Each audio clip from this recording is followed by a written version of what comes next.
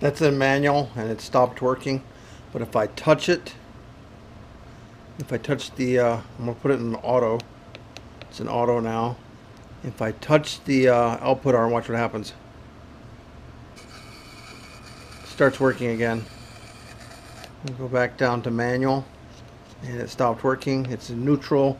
It's in auto again. Move the output arm. And it stops working. In manual. There again. Neutral. It's an intermittent thing. Or an auto. Manual. It's working. And it just stopped again. So you sort of see what's happening.